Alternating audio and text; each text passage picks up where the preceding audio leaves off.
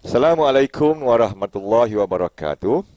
Salam TS25 kepada para peserta yang dikasihi sekalian. Hari ini saya akan bicarakan soal matlamat dan objektif TS25.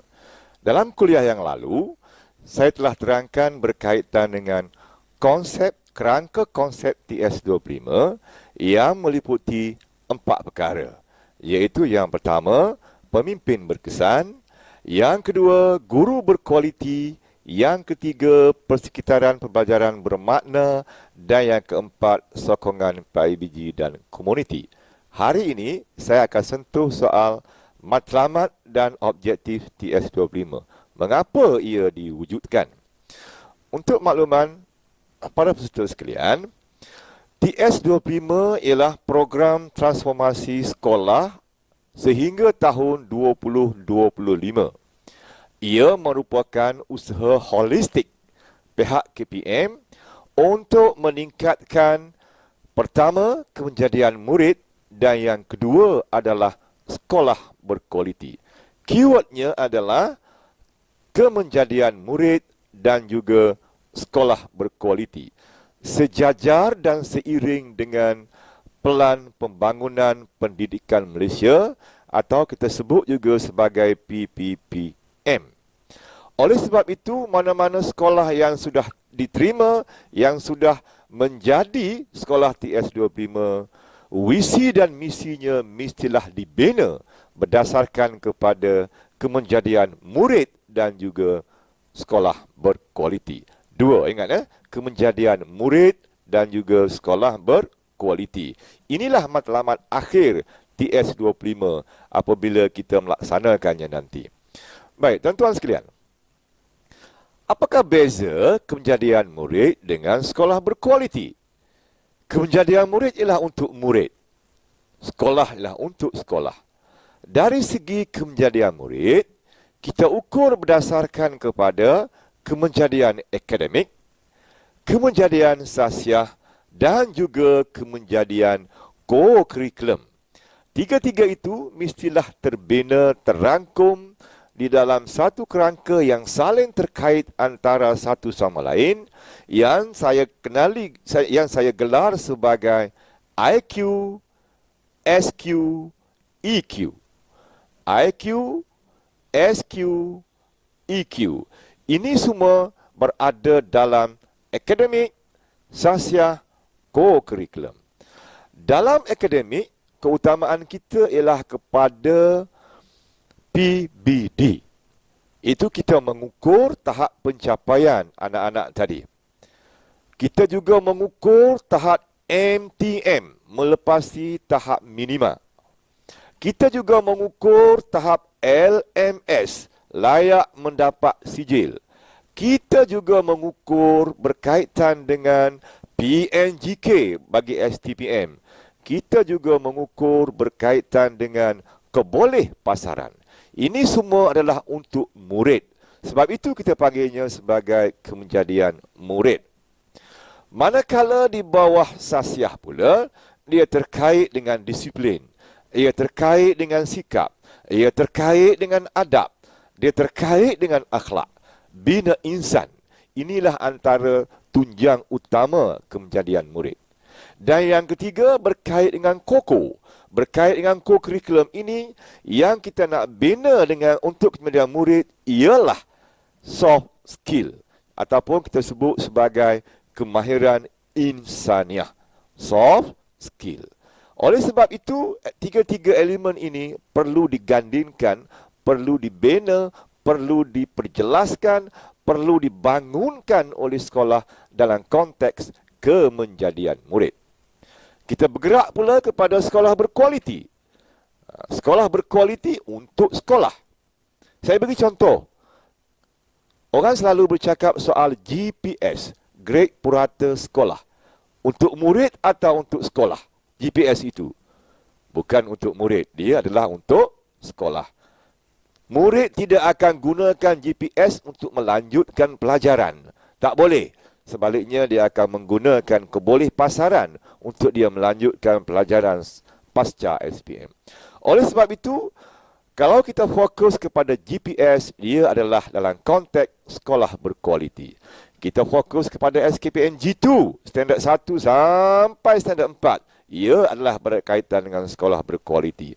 Kita fokus kepada pembangunan pusat sumber. Dia berkaitan dengan sekolah berkualiti. Begitulah seterusnya keuangan, keceriaan dan sebagainya yang tak berkaitan dengan kemenjadian murid secara direct, kita panggil sebagai sekolah berkualiti. Namun begitu, dua-dua komponen ini dia saling bergandingan. Bukan dua entiti yang terpisah. Dia saling membantu, dia saling terkait. Kemenjadian murid dipengaruhi oleh sekolah berkualiti juga dipengaruhi oleh kemenjadian murid. Jadi tuan-tuan sekalian, kena faham betul-betul dua konsep ini supaya bila kita membina visi dan misi sekolah, dia tak lari daripada kemenjadian murid dan sekolah berkualiti, di mana fokus utama kita ialah berkaitan dengan kemenjadian murid. Kemenjadian murid itu dulu yang harus diutamakan, barulah kita bergerak kepada dimensi-dimensi yang lain. Baik, seterusnya kita tengok indikator. Apa yang kita nak ukur berkaitan dengan kemenjadian murid? Saya kata yang pertama, kita pergi kepada kemenjadian bina insan. Kalau untuk orang Islam, dia berkait dengan solatnya, berkait dengan akhlak dan adabnya, berkait dengan pengurusan dirinya, berkait dengan pengurusan masanya, berkaitkan dengan amalan nilai murninya. Ini adalah kunci utama yang kita nak bangunkan di peringkat sekolah. Berkait dengan yang kedua, kemenjadian disiplin. Disiplin pula melibatkan kehadiran murid, melibatkan kes disiplin, sama ada berat, sederhana, ringan, melibatkan penyalahgunaan dadah. Indikator-indikator ini seharusnya kita guna dan kita bangunkan, kita intervensikan untuk membantu memajukan kemenjadian murid. Berkait dengan kemenjadian akademik, yang kita ukur, yang kita tengok, indikatornya ialah berkaitan dengan MTM, berkaitan dengan LMS, berkaitan dengan koboleh pasaran dan sebagainya. Manakala kemenjadian co-curriculum pula berkaitan dengan menjulang kebitaraan sekolah, berkaitan dengan memperkasa soft skill murid. Jadi semua ini adalah indikator-indikator yang boleh kita tengok bila kita bercakap mengenai kemenjadian murid di sekolah. Dan ketiga-tiga ini haruslah digembeling bersama, haruslah digabung bersama sebagai holistik, terangkum apabila kita menggerakkan, membangunkan sekolah dalam kerangka TS25.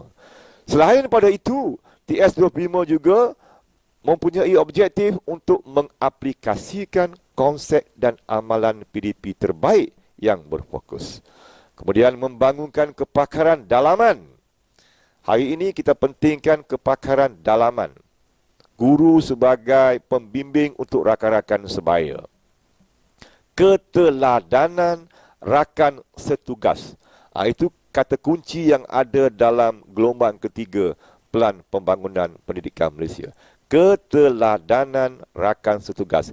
Di sinilah letaknya objektif TS25 itu. Dan akhir sekali kita membangunkan persekitaran pembelajaran yang berkesan dengan mengutamakan kemenjadian murid.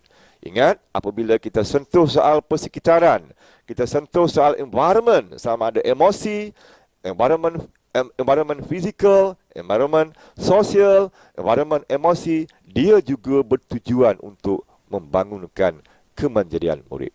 Jadi akhirnya semuanya menjurus ke arah kepada kemenjadian murid. Okey. Apabila sekolah tuan-tuan dipilih sebagai sekolah TS25, apa yang tuan-tuan akan buat? Tahun pertama, tuan-tuan akan laksana mengikut modul. Tahun yang kedua, tuan-tuan akan buat amalan, mengamalkan apa yang telah dilaksanakan, apa yang telah dipelajari dalam modul. Kemudian tahun yang ketiga, membudayakan. Dan tahun keempat seterusnya ialah melestarikan, mengekalkan. Sebab itulah kita tak boleh lihat TS25 ini impaknya dalam setahun. Impaknya mesti lebih daripada 3 tahun. Tak boleh kita nak tengok impak serta-merta kerana transform ini melibatkan perubahan secara beransur-ansur. Baik, seterusnya saya sentuh soal Apakah modul yang akan tuan-tuan hadapi dalam TS25 ini?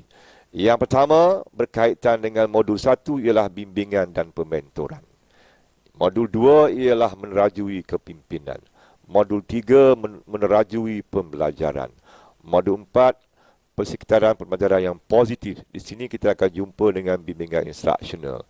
Modul 5 berkaitan dengan penilaian. Apa yang dah kita buat dalam modul 1 sampai modul 4 akan kita nilai dalam modul 5. Modul 6 sangat cantik yang kita panggil sebagai Unpacking the Curriculum. Di sinilah lahirnya KM Art, kefahaman melalui reka bentuk. Modul 7 berkaitan dengan redesigning dan akhir sekali modul 8 berkaitan dengan digital tool. So 8 modul ini tuan-tuan akan alami dalam tempoh 2 tahun. InsyaAllah tuan-tuan akan menjadi sekolah TS25 yang hebat. Sekian dulu, kita jumpa dalam kuliah yang ketiga. Semoga tuan-tuan akan dapat manfaat dengan sebaik mungkin. Wassalamualaikum warahmatullahi wabarakatuh.